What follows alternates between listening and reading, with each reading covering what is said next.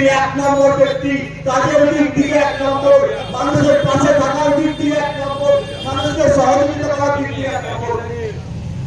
তাকে আপনারা ভোটটা দেবেন। আমাদের মধ্যে সে বলছেন আমাদের শ্রদ্ধেয় ভারতীয় জনতা পার্টি বরিষ্ঠ নেতা সম্মাননা মহাশয়কে আমি অনুরোধ করবো মঞ্চে আসার জন্য। জয় শ্রীরাম, জয় শ্রীরাম, হিন্দু হিন্দু হিন্দু হিন্দু হিন্দু পাল্টানো দরকার, পাল্টানো দরকার। ধন্যবাদ। মঞ্চে উপস্থিত আমাদের ভারতীয় জনতা পার্টির এই মন্ডলের সভাপতি ধনঞ্জয় মালক শঙ্কর আছে, কুন্দন সিং আমাদের মঞ্চে ভালো বক্তা, সন্ময় দা তিনি প্রত্যেক দিন মানুষের কাছে বাংলায় সুশাসন, বাংলায় যেভাবে লুটের সাম্রাজ্য চলছে তার ব্যাপারে প্রত্যেক দিন মানুষের সামনে সোশ্যাল মিডিয়াতে উপস্থিত হন আর তথ্য দিয়ে, তথ্য বাড়িতে কোনো কথা বলেন না, তথ্য দিয়ে ওনার এই বক্তব্য সারা বাংলায় ভীষণভাবে লোকপ্রিয়। 29 তারিখে লোকসভা ইলেকশন সেকেন্ড থেকে কালকে ফার্স্ট ফেজ ইলেকশন হয়ে ফার্স্ট ফেজ ইলেকশনে 93% 94 এর মাঝখানে মানুষ রাত 11টা অবধি ভোট দিয়েছে। বুথের অনেক দূরে কিছু ঘটনা ঘটেছে। ভারতীয় জনতা পার্টি যিনি প্রার্থী তার উপরে হামলা হয়েছে, ভারতীয় জনতা পার্টি প্রার্থীর উপরে বিচার হয়েছে, কিন্তু বেশিরভাগ জায়গা 99.99% মানুষ ভোট দিতে পেরেছে। পশ্চিম বাংলার ইতিহাসে আজ পর্যন্ত অত ভোট কোন ইলেকশনে পড়েনি। আপনারা দেখেছিলেন 2011 সালে 82% ভোট পড়েছিল, পরিবর্তন এসেছিল। এবার 93% ভোট পড়ার পরেও পরিবর্তন না আসা কোন কারণ আছে? মমতা ব্যানার্জি দলের লোকেরা বুঝতে পারছে কি সেকেন্ড ফেজে ইলেকশনে আগে প্রায় 125টা সিট কাছাকাছি প্লাস মাইনাস ভারতীয় জনতা পার্টির পক্ষে চলে এসছে। এটা আমি বলছি না, এটা আমার কথা শুধু নয়, জ্যেষ্ঠ মন্ডল অনুব্রত মন্ডল আজকে স্পষ্ট সোশ্যাল মিডিয়াতে বলেছে যে এরকম ভোট আমার জীবনে দেখিনি। 15-20টা যদি সিট তৃণমূল কংগ্রেস পেয়ে যায় তাহলে অনেক বড় কথা। তাই বলছি, যারা আজকে এই সভা বানচাল করার জন্য কখনো কলোনি কমিটির নাম নেওয়ার জন্য, কখনো কারো নাম নিয়ে, কখনো নাকি চেয়ারম্যানের নাম নিয়ে এই মিটিংটাকে বানচাল করার চেষ্টা করছে। কিন্তু আমি একটা কথা বলবো, এই তৎপরতা সেদিন কোথায় ছিল যখন লেনিননগরে পাশে থেকে কিছু জেহাদি গুন্ডারা এসে ফুটবল মাঠকে কেন্দ্র করে তারা সনাতনী হিন্দুদের ঘর বাড়ি সম্পত্তি দোকান মারপিট সব করেছিল। তখন কোথায় ছিল এই তৎপরতা? কোন জায়গা ছিল তৃণমূল কংগ্রেস? এই তৎপরতা তখন তো দেখা যায়। তৎপর হওয়া খুব ভালো। আসলে যিনি আজকে এই বাধা দেওয়ার মূল কাণ্ডারে, তিনি বুঝতে পারছেন তিনি নিজে ওয়ার্ডে হারবেন, এটা নিশ্চিত আছে। আজকে ইতিহাস করবে 29 তারিখে এই এলাকার মানুষ, তিনি নিজে ওয়ার্ডে হারবেন, ওনাকে কেউ বসাতে পারবে না। গেরুয়া মিউনিসিপ্যালিটিতে একটা, দুটো, তিনটে ওয়ার্ড বাদ দিয়ে তৃণমূল কংগ্রেস কোন ওয়ার্ডে জিততে পারবে না। কেন? সনাতনীরা বাংলায় প্রমাণ করে দিয়েছে যে 65% যারা সনাতনী হিন্দু পশ্চিম বাংলায় বসবাস করে, প্রায় 35%-এর উপরে জিহাদিরা এখানে বসবাস করে। আর সেখান থেকে প্রায় 90 লাখ যেখানে নাম বাদ হওয়ার পরে ফলস ভোট না দেওয়ার জন্য, ফলস ভোট না করার জন্য আজকে পরিস্থিতি এমন এসছে কি পশ্চিম বাংলার যারা সরকারি দলের লোকেরা তারা ভাবছে আর আগামী দিন পশ্চিম বাংলা তৃণমূলী ক্ষমতায় থাকবে না, এটা কিন্তু সুনিশ্চিত হয়ে গেছে। আজকে অমিত শাহ এসছে, অমিত শাহকে একটা রিপোর্টার প্রশ্ন করেছিল, আচ্ছা এই নাকি ব্যারাকপুর তৃণমূলে গড় আছে, আপনারা কি করে এখানে ভাবছেন আপনারা জিতে যাবেন? তখন অমিত শাহ বললেন এই রাস্তা মানুষের ভিড় দেখছেন, মানুষের সমর্থন দেখছেন, তারপরে কি আপনি বুঝতে পারছেন যে পশ্চিম বাংলা ব্যারাকপুরে তৃণমূল কংগ্রেস কোন গড় হয়ে আছে? আজকে যেখানে মুর্শিদাবাদ, মালদা, দিনাজপুর আজকে বিজেপির সঙ্গে কংগ্রেসের লড়াই হচ্ছে, বিজেপির সঙ্গে তৃণমূলের কোন লড়াই নেই। সেখানে তৃণমূল 3 নম্বরে যাবে। তৃণমূলের নেতারা এসে আমি যদি ভুল বলি তাহলে এখানে প্রমাণ করে দেবো আমরা। আজকে মালদাতে কংগ্রেস আর বিজেপি লড়াই করবে, সেখানে বিজেপি একটা বড় অংশ জিতে ওখানে তৃণমূল তো 3 নম্বর কংগ্রেস সঙ্গে লড়াই করে কংগ্রেসকে পরাস্ত করে। আজকে যে কথাটা বারবার বলতেন, যারা প্রত্যেক দিন রাহুল গান্ধীর কথা বলতেন, আজকে রাহুল গান্ধীও বলছেন যদি পশ্চিম বাংলা তৃণমূল কংগ্রেস যদি না জিতে তাহলে ভেবে নেবেন তৃণমূল কংগ্রেস অত দুর্নীতি করেছে, সেই দুর্নীতি কোনো মাপকাঠি নেই। আজকে ভোট দেওয়ার আগে আপনারা কি ভাববেন যে আমরা কাকে ভোট দিতে যাচ্ছি? কোন মমতা ব্যানার্জিকে ভোট দিতে যাচ্ছি? যে মমতা ব্যানার্জি 2011 সালে বামপন্থীদের বিরুদ্ধে লড়াই করেছিলেন আর অতি বামপন্থীদেরকে দিয়ে জঙ্গল মহলে আগুন জ্বালিয়েছিলেন, সেই মমতা ব্যানার্জি যার মাধ্যমে আগুন জ্বালিয়েছিলেন যে কিষাণকে, তাকে তিনি হত্যা করেছিলেন। আজকে নরেন্দ্রনগরের মাটিতে একটা সময় বেশিরভাগ বামপন্থী মানুষদের বসবাস করেছে, যেমন অপর বাংলা থেকে এসেছে। কিন্তু আজকে পরিস্থিতি কি আছে? আজকে পরিস্থিতি এমন জায়গায় পৌঁছে গেছে, মমতা ব্যানার্জি দলের লোকেরা এই এলাকায় তোলাবাজির একটা আখড়া বানিয়েছে। এই এলাকার আশেপাশের মানুষ আজকে একটা সব সময় ভয়ের বাতাবরণের মধ্যে থাকতে হয়।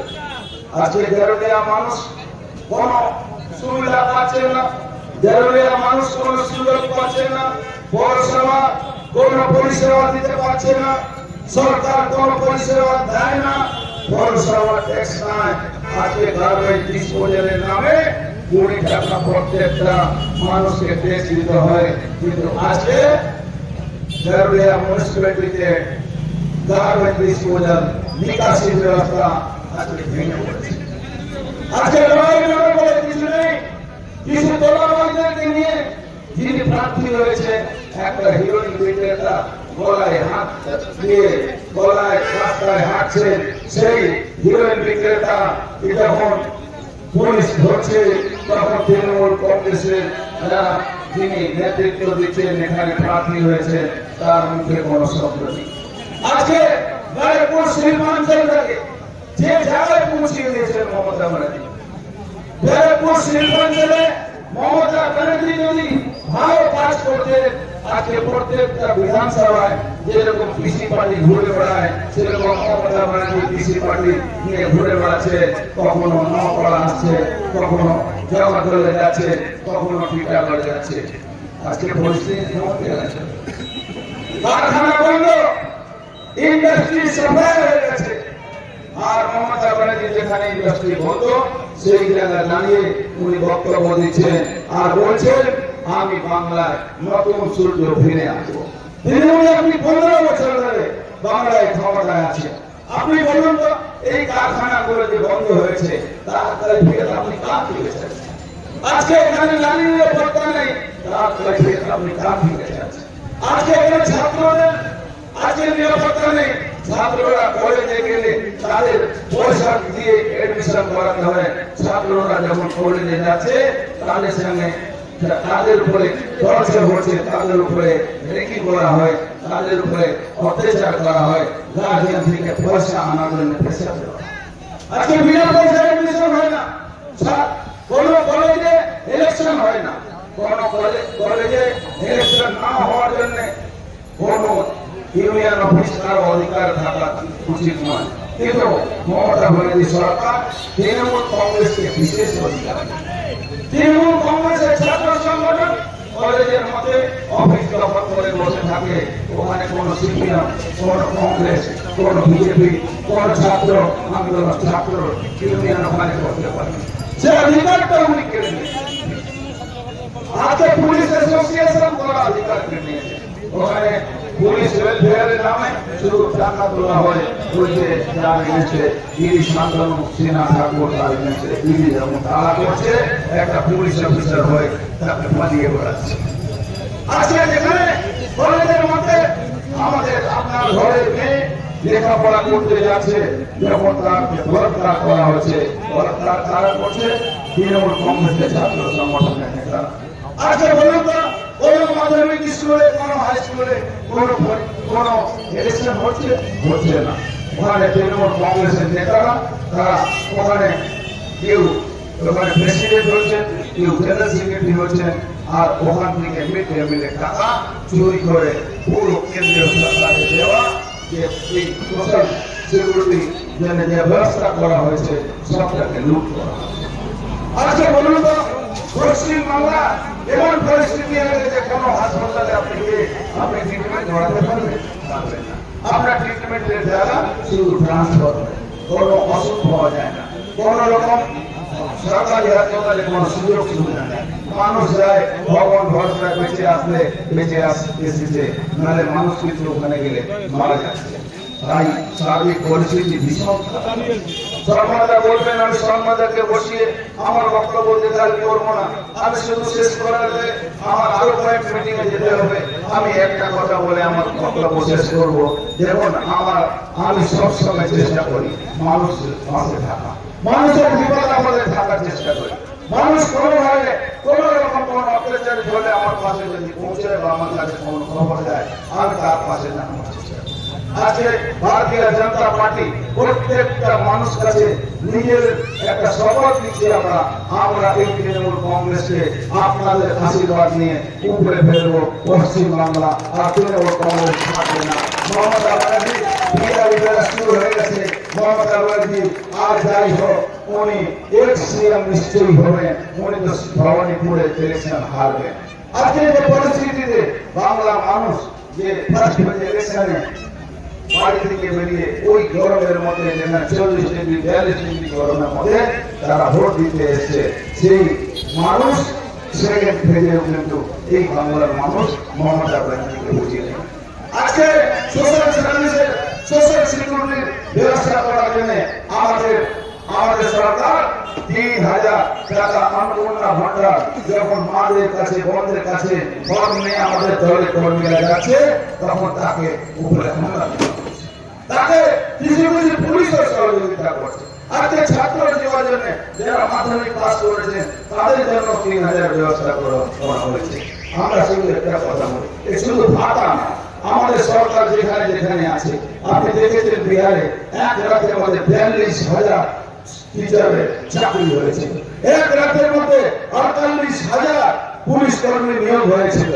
আমাদের সরকার চাকরিও দেবে, আমাদের সরকার যতক্ষণ চাকরি পাবে না তার সঙ্গে সোশ্যালি যুক্ত থাকবে, সরকারি সাহায্য দেবে, যাতে সেই মানুষের অসুবিধা হয়।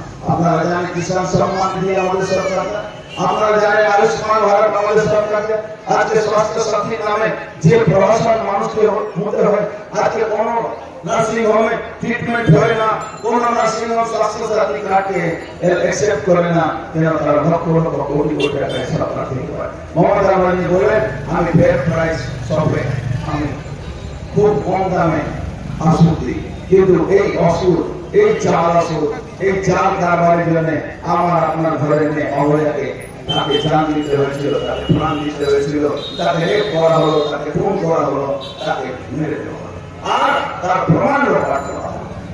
মমতা ব্যানার্জি নিজের পরিবার ভাইকে, বাংলার বড় মানুষকে উনি ভালো চোখে দেখতে পারে না, উনি ভালো রোজগার জানেন। আজকে পশ্চিম বাংলা মানুষ ভাবতে পারবে না একটা সিমেন্ট বালুর দোকানে ব্যবসা করে একজন ব্যক্তি, একজন মহিলা আজকে পশ্চিম বাংলা নয় ভারতবর্ষের মধ্যে বহু যারা বিজনেসম্যান আছে তার থেকে কয়েকশো গুণ বেশি তার ভাই রোজগার করে, বিনা ইনভেস্টমেন্টে সে কোটি কোটি টাকা রোজগার করে। আজকে একটা ক্লাস করে বাচ্চাকে যদি আপনি প্রশ্ন করেন ভাই পশ্চিম বাংলা সব থেকে বড় চোর, একসঙ্গে স্কুলে প্রত্যেকটা বাচ্চা বলে দেবে মমতা ব্যানার্জি চোর।